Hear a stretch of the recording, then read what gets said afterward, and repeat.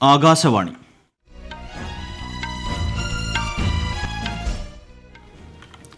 നമസ്കാരം.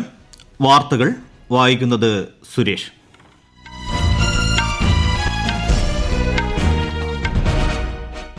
പ്രധാന വാർത്തകൾ. കേരളത്തിൽ ലോക്സഭാ തെരഞ്ഞെടുപ്പ് പ്രചാരണം ഉച്ചസ്ഥായിയിലേക്ക്. പ്രധാനമന്ത്രി നരേന്ദ്രമോദി ഇന്ന് ആലത്തൂർ, ആറ്റിങ്ങൽ മണ്ഡലങ്ങളിൽ എത്തും. രാഹുൽ ഗാന്ധി വയനാട്ടിലും കോഴിക്കോടും. മുഖ്യമന്ത്രി പിണറായി വിജയൻ ഇന്ന് തൃശൂരിൽ. ലോക്സഭാ തെരഞ്ഞെടുപ്പിന്റെ ആദ്യഘട്ട വോട്ടെടുപ്പിന്റെ പരസ്യപ്രചാരണം മറ്റന്നാൾ അവസാനിക്കും. പ്രചാരണം ഊർജിതം. കേരളത്തിൽ അസന്നിഹിത വോട്ടർമാർക്കായുള്ള വീട്ടിൽ വോട്ട് നടപടിക്ക് ഇന്ന് തുടക്കമാകും. ഇനി ഒരു യുദ്ധം കൂടി താങ്ങാൻ പശ്ചിമേഷ്യയ്ക്കോ ലോകത്തിനോ കഴിയില്ലെന്ന് ഐക്യരാഷ്ട്രസഭ secretary general Antonio Guterres. IPL ക്രിക്കറ്റിൽ മുംബൈ ഇന്ത്യൻസിനെതിരെ ചെന്നൈ സൂപ്പർ കിങ്സിന് ജയം. ഇന്ന് റോയൽ ചലഞ്ചേഴ്സ് ബംഗളൂരുവും സൺറൈസേഴ്സ് ഹൈദരാബാദും ഏറ്റുമുട്ടും. വാർത്തകൾ വിശദമായി. കേരളത്തിൽ ലോക്സഭാ തെരഞ്ഞെടുപ്പ് പ്രചാരണം ഉച്ചസ്ഥായിയിലേക്ക്. സംസ്ഥാനത്ത് NDA പ്രചാരണത്തിനായി പ്രധാനമന്ത്രി നരേന്ദ്രമോദി ഇന്നലെ രാത്രി കൊച്ചിയിലെത്തി. ഇന്ന് ആലത്തൂർ, ആറ്റിങ്ങൽ ലോക്സഭാ മണ്ഡലങ്ങളിലെ തെരഞ്ഞെടുപ്പ് പ്രചാരണങ്ങളിൽ അദ്ദേഹം പങ്കെടുക്കും. രാവിലെ 11 മണിയോടെ ആലത്തൂർ മണ്ഡലത്തിലെ NDA സ്ഥാനാർത്ഥി TN സരസുവിന്റെ പ്രചാരണത്തിനായി കുന്നംകുളം ചെറുവട്ടാനിയിൽ നടക്കുന്ന തെരഞ്ഞെടുപ്പ് റാലിയെ പ്രധാനമന്ത്രി അഭിസംബോധന ചെയ്യും. തുടർന്ന് ഉച്ചകഴിഞ്ഞ് 2:15 അദ്ദേഹം ആറ്റിങ്ങൽ മണ്ഡലം NDA സ്ഥാനാർത്ഥി V മുരളീധരന്റെ പ്രചരണാർത്ഥം കാട്ടാക്കട ക്രിസ്ത്യൻ കോളേജ് ഗ്രൗണ്ടിൽ നടക്കുന്ന പൊതുയോഗത്തെയും അഭിസംബോധന ചെയ്യും. തുടർന്ന് അദ്ദേഹം ന്യൂഡൽഹിയിലേക്ക് മടങ്ങും. കേന്ദ്രമന്ത്രി രാജ്നാഥ് സിംഗ് NDA പ്രചാരണത്തിനായി വ്യാഴാഴ്ച സംസ്ഥാനത്ത് എത്തും. വയനാട് ലോക്സഭാ മണ്ഡലം UDF സ്ഥാനാർത്ഥി രാഹുൽ ഗാന്ധി ഇന്നും നാളെയും മണ്ഡലത്തിൽ രണ്ടാംഘട്ട തെരഞ്ഞെടുപ്പ് പ്രചാരണം നടത്തും. വൈകിട്ട് കോഴിക്കോട് ബീച്ചിൽ നടക്കുന്ന UDF റാലിയിലും പൊതുസമ്മേളനത്തിലും രാഹുൽ ഗാന്ധി പങ്കെടുക്കും. വയനാട് മണ്ഡലത്തിൽ രാഹുൽ ഗാന്ധിക്കായി കോൺഗ്രസ് പ്രസിഡന്റ് മല്ലികാർജ്ജുൻ ഖാർഗെ ഈ മാസം 20-നും ജനറൽ സെക്രട്ടറി പ്രിയങ്ക ഗാന്ധി 22-നും കേരളത്തിലെത്തും. മുഖ്യമന്ത്രി പിണറായി വിജയൻ ഇന്ന് ഇരിങ്ങാലക്കുട, തൃശൂർ, ഗുരുവായൂർ എന്നിവിടങ്ങളിൽ LDF പ്രചാരണത്തിന് എത്തും. നാളെ ആലത്തൂർ മണ്ഡലത്തിലെ വടക്കാഞ്ചേരി, നെന്മാറ എന്നിവിടങ്ങളിലെ തെരഞ്ഞെടുപ്പ് യോഗങ്ങളിലും അദ്ദേഹം പങ്കെടുക്കും. CPIM general secretary Sitaram Yechury നാളെ കാസർഗോഡ്, കണ്ണൂർ മണ്ഡലങ്ങളിൽ പ്രചാരണത്തിന് എത്തും. പ്രധാനമന്ത്രി നരേന്ദ്രമോദിയുടെ കേരള സന്ദർശനത്തോട് അനുബന്ധിച്ച് ഇന്ന് കൊച്ചിയിലും തിരുവനന്തപുരത്തും ഗതാഗത നിയന്ത്രണം. രാവിലെ 9 മണി മുതൽ 11 മണി വരെ കൊച്ചി നഗരത്തിലെ ചില ഭാഗങ്ങളിൽ ഗതാഗത നിയന്ത്രണം ഏർപ്പെടുത്തി. പ്രധാനമന്ത്രി എത്തുന്ന തിരുവനന്തപുരം കാട്ടാക്കടയിൽ രാവിലെ 10 മണി മുതലാണ് ഗതാഗത നിയന്ത്രണം. കാട്ടാക്കടയിലേക്കുള്ള മുഴുവൻ റോഡുകളും അടയ്ക്കും. വാഹനങ്ങൾ കടത്തിവിടില്ല. പാർക്കിംഗും അനുവദിക്കില്ല. ലോക്സഭാ തെരഞ്ഞെടുപ്പിന്റെ ഒന്നാംഘട്ട വോട്ടെടുപ്പിന്റെ പരസ്യപ്രചാരണം മറ്റന്നാൾ വൈകിട്ട് അവസാനിക്കാനിരിക്കെ പ്രചാരണം ഉച്ചസ്ഥായിയിൽ. രാജ്യത്ത് 21 സംസ്ഥാനങ്ങളിലായുള്ള 102 ലോക്സഭാ മണ്ഡലങ്ങളിൽ ആദ്യഘട്ട വോട്ടെടുപ്പിന് സജ്ജമായി. പോളിംഗ് സ്റ്റേഷനുകളിൽ വോട്ടർമാർക്ക് ആവശ്യമായ എല്ലാ സൌകര്യങ്ങളും ഉറപ്പാക്കണമെന്ന് തെരഞ്ഞെടുപ്പ് കമ്മീഷൻ നിർദ്ദേശിച്ചു. ചൂടിനെ നേരിടാനുള്ള സജ്ജീകരണങ്ങൾ ബൂത്തുകളിൽ ഉറപ്പാക്കണമെന്നും പ്രത്യേക നിർദ്ദേശമുണ്ട്. ക്രമസമാധാനം കർശനമായി ഉറപ്പാക്കണമെന്നും തെരഞ്ഞെടുപ്പ് കമ്മീഷൻ നിർദ്ദേശിച്ചു. പ്രമുഖ രാഷ്ട്രീയ പാർട്ടികളുടെ ദേശീയ നേതാക്കൾ ഉൾപ്പെടെയുള്ളവർ പ്രചാരണ രംഗത്ത് സജീവമാണ്.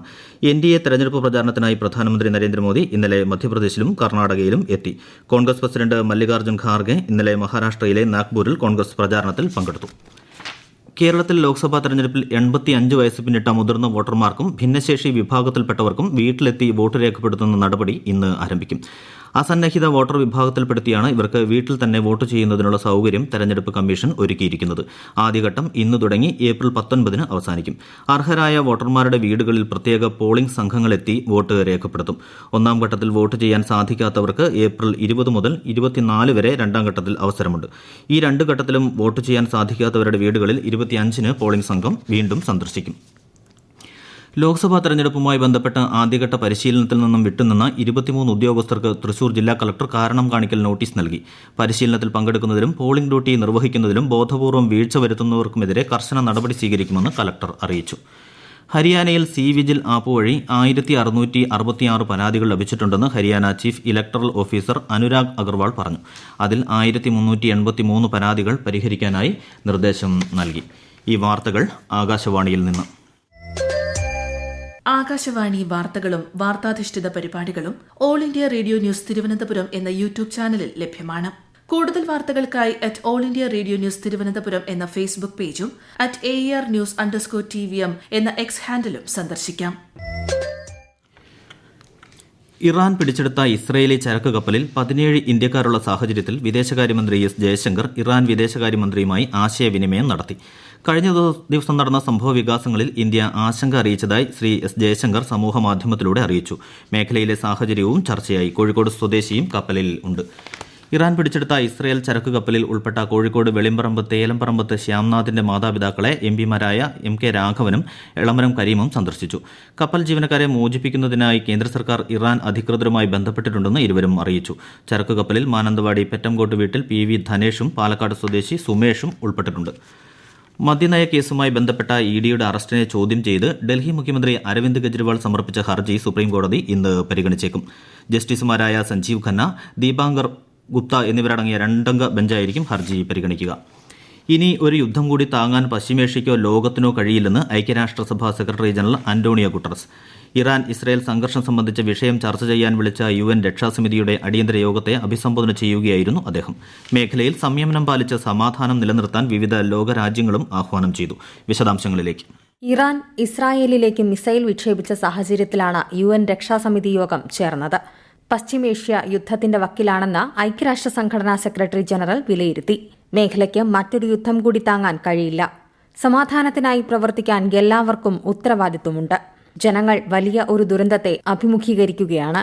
വിനാശകരമായ സംഘർഷത്തിന്റെ തീവ്രത കുറച്ച് പരമാവധി സംയമനത്തിനുള്ള സമയമാണിതെന്നും അന്റോണിയോ ഗുട്ടറസ് പറഞ്ഞു. ഇസ്രായേലിൽ ഇറാൻ നടത്തിയ വ്യോമാക്രമണത്തെയും അദ്ദേഹം അപലപിച്ചു. ഇസ്രായേലും ഹമാസും തമ്മിലുള്ള യുദ്ധത്തെയും ഗുട്ടറസ് അപലപിച്ചു. അതിനിടെ ഇറാനെതിരെയുള്ള ഒരു ആക്രമണ നടപടിയിലും അമേരിക്ക പങ്കെടുക്കില്ലെന്ന് US പ്രസിഡന്റ് ജോ ബൈഡൻ പ്രതികരിച്ചു. ഇറാൻ നടത്തിയ വ്യോമാക്രമണത്തെ G7 രാജ്യങ്ങൾ അപലപിച്ചു. നയതന്ത്ര മാർഗങ്ങളിലൂടെ സമാധാനം നിലനിർത്തണമെന്ന് GCC കൂട്ടായ്മ പ്രസ്താവിച്ചു. News desk Akashvani. ഒമാനിൽ മഴക്കെടുതിയെ തുടർന്ന് മലയാളി ഉൾപ്പെടെ 12 പേർ മരിച്ചതായി റിപ്പോർട്ട്. മരിച്ചവരിൽ 9 പേരും സ്കൂൾ വിദ്യാർത്ഥികളാണ്. പത്തനംതിട്ട സ്വദേശിയാണ് മരിച്ചതെന്നാണ് വിവരം. കനത്ത മഴയിലും വെള്ളപ്പൊക്കത്തിലും ഒഴുക്കിൽപ്പെട്ട് കാണാതായ 3 കുട്ടികളുടെ മൃതദേഹങ്ങൾ കണ്ടെത്തി. കാണാതായ 5 പേർക്കായി തിരച്ചിൽ തുടരുന്നു. രാജ്യത്തിന്റെ പല ഭാഗത്തും കനത്ത മഴ തുടരുകയാണ്. ഒമാനിൽ ശനിയാഴ്ച രാത്രിയും ഞായറാഴ്ച ഉച്ചവരെയുമായി പെയ്ത കനത്ത മഴയിൽ വ്യാപക നാശനഷ്ടങ്ങളാണ് ഉണ്ടായത്. അൽ മുബൈലിൽ വെള്ളപ്പൊക്കത്തിലും ശക്തമായ ഒഴുക്കിലും കാണാതായ 5 പേർക്കായി തിരച്ചിൽ തുടരുകയാണ്. ഇന്തോനേഷ്യയിലുണ്ടായ മണ്ണിടിച്ചിലിൽ 15ലധികം പേർ മരിച്ചതായി റിപ്പോർട്ട്. 2 പേരെ കാണാതായി. സുലുവേസി പ്രവിശ്യയിലെ ടനാറ്റൊറ ജില്ലയിലാണ് മണ്ണിടിച്ചിൽ ഉണ്ടായത്. സൈനികരും പോലീസുകാരും ഉൾപ്പെടെ നിരവധി പേർ രക്ഷാപ്രവർത്തനത്തിനായി രംഗത്തുണ്ട്. IPL ക്രിക്കറ്റിൽ ഇന്നലെ നടന്ന മത്സരത്തിൽ മുംബൈ ഇന്ത്യൻസിനെതിരെ ചെന്നൈ സൂപ്പർ കിങ്സിന് 20 റൺസ് ജയം. ആദ്യം ബാറ്റ് ചെയ്ത ചെന്നൈ 4 വിക്കറ്റ് നഷ്ടത്തിൽ 206 റൺസ് നേടി. ചെന്നൈ ഉയർത്തിയ 207 റൺസ് എന്ന വിജയലക്ഷ്യം മുംബൈ ഇന്ത്യൻസിന് മറികടക്കാനായില്ല. 6 വിക്കറ്റ് നഷ്ടത്തിൽ 186 റൺസാണ് മുംബൈ നേടിയത്. ഇന്നലെ നടന്ന ആദ്യ മത്സരത്തിൽ Kolkata Knight Riders Lucknow Super ജയൻസിനെ 8 വിക്കറ്റിന് പരാജയപ്പെടുത്തിയിരുന്നു. ഇന്ന് നടക്കുന്ന മത്സരത്തിൽ റോയൽ ചലഞ്ചേഴ്സ് ബംഗളൂരുവും സൺറൈസേഴ്സ് ഹൈദരാബാദും തമ്മിൽ ഏറ്റുമുട്ടും. രാത്രി 7:30 ബംഗളൂരുവിലാണ് മത്സരം. ISL ഫുട്ബോളിൽ ഇന്നലെ ഗോവയിൽ നടന്ന മത്സരത്തിൽ ചെന്നൈയിൻ FCക്കെതിരെ FC ഗോവയ്ക്ക് 1-3 ഗോളിന്റെ ജയം. ഇന്ന് നടക്കുന്ന മത്സരത്തിൽ മോഹൻ ബഗാനും മുംബൈ സിറ്റിയും തമ്മിൽ ഏറ്റുമുട്ടും. രാത്രി 7:30 കൊൽക്കത്തയിലാണ് മത്സരം. കേരളത്തിലെ വിവിധ ജില്ലകളിൽ താപനില മറ്റന്നാൾ വരെ സാധാരണയേക്കാൾ 2 മുതൽ 4 ഡിഗ്രി സെൽഷ്യസ് വരെ ഉയരാൻ സാധ്യതയുണ്ടെന്ന് കേന്ദ്ര കാലാവസ്ഥാ വകുപ്പ്. തൃശൂർ, പാലക്കാട് ജില്ലകളിൽ ഉയർന്ന താപനില 39 ഡിഗ്രി സെൽഷ്യസ് വരെ ഉയരാം. ധീരതയ്ക്കും വിശിഷ്ട സേവനത്തിനുമുള്ള നാവികസേന പുരസ്കാരങ്ങൾ സമ്മാനിച്ചു. ഗോവയിലെ നേവൽ ബേസ് INS ഹൻസയിൽ നടന്ന ചടങ്ങിൽ രാഷ്ട്രപതി ദ്രൌപദി മുർമുവിനു വേണ്ടി നാവികസേനാ മേധാവി അഡ്മിറൽ R ഹരികുമാറാണ് പുരസ്കാരങ്ങൾ വിതരണം ചെയ്തത്. ആചാരപരമായ പരേഡോടെ ആരംഭിച്ച ചടങ്ങിന് നാവികസേനയിലെ മുതിർന്ന ഉദ്യോഗസ്ഥർക്കൊപ്പം പുരസ്കാര ജേതാക്കളുടെ കുടുംബാംഗങ്ങളും സാക്ഷ്യം വഹിച്ചു. നേപ്പാളിലെ ആരോഗ്യ വിദ്യാഭ്യാസ മേഖലകളിൽ പ്രവർത്തിക്കുന്ന വിവിധ സംഘടനകൾക്ക് ഇന്ത്യ 35 ആംബുലൻസുകളും 66 സ്കൂൾ ബസുകളും സമ്മാനിച്ചു. നേപ്പാൾ ധനമന്ത്രി ബർഷാമാൻ പൻഡയുടെ സാന്നിധ്യത്തിൽ ഇന്ത്യൻ അംബാസഡർ നവീൻ ശ്രീവാസ്തവ വാഹനങ്ങളുടെ താക്കോൽ കൈമാറി. 101 വാഹനങ്ങളിൽ 2 ആംബുലൻസുകൾ ഭൂകമ്പബാധിത ജില്ലകൾക്ക് കൈമാറി. നേപ്പാളിന്റെ ആരോഗ്യ വിദ്യാഭ്യാസ സൌകര്യങ്ങൾ ശക്തിപ്പെടുത്തുന്നതിന് കേന്ദ്ര സർക്കാർ നൽകുന്ന പിന്തുണയുടെ ഭാഗമാണ് ഈ നടപടി. റാബി വിള സംഭരണവുമായി ബന്ധപ്പെട്ട് കർഷകർക്ക് 72 മണിക്കൂറിനുള്ളിൽ പണം ലഭിക്കുന്നുണ്ടെന്ന് ഉറപ്പാക്കാൻ Haryana chief secretary TVS Prasad നിർദ്ദേശം നൽകി. റാബി സീസണിലെ സംഭരണ പ്രവർത്തനങ്ങൾ ചീഫ് സെക്രട്ടറി അവലോകനം ചെയ്തു. പ്രധാന വാർത്തകൾ വീണ്ടും. കേരളത്തിൽ ലോക്സഭാ തെരഞ്ഞെടുപ്പ് പ്രചാരണം ഉച്ചസ്ഥായിയിലേക്ക്. പ്രധാനമന്ത്രി നരേന്ദ്രമോദി ഇന്ന് ആലത്തൂർ, ആറ്റിങ്ങൽ മണ്ഡലങ്ങളിൽ എത്തും. രാഹുൽ ഗാന്ധി വയനാട്ടിലും കോഴിക്കോടും. മുഖ്യമന്ത്രി പിണറായി വിജയൻ ഇന്ന് തൃശൂരിൽ. ലോക്സഭാ തെരഞ്ഞെടുപ്പിന്റെ ആദ്യഘട്ട വോട്ടെടുപ്പിന്റെ പരസ്യപ്രചാരണം മറ്റന്നാൾ അവസാനിക്കും. പ്രചാരണം ഊർജിതം. കേരളത്തിൽ അസന്നിഹിത വോട്ടർമാർക്കായുള്ള വീട്ടിൽ വോട്ട് നടപടിക്ക് ഇന്ന് തുടക്കമാകും. ഇനി ഒരു യുദ്ധം കൂടി താങ്ങാൻ പശ്ചിമേഷ്യയ്ക്കോ ലോകത്തിനോ കഴിയില്ലെന്ന് ഐക്യരാഷ്ട്രസഭാ secretary general Antonio Guterres. IPL ക്രിക്കറ്റിൽ മുംബൈ ഇന്ത്യൻസിനെതിരെ ചെന്നൈ സൂപ്പർ കിങ്സിന് ജയം. ഇന്ന് റോയൽ ചലഞ്ചേഴ്സ് ബംഗളൂരുവും സൺറൈസേഴ്സ് ഹൈദരാബാദും ഏറ്റുമുട്ടും. വാർത്തകൾ കഴിഞ്ഞു. അടുത്ത വാർത്താ പ്രക്ഷേപണം 12:30.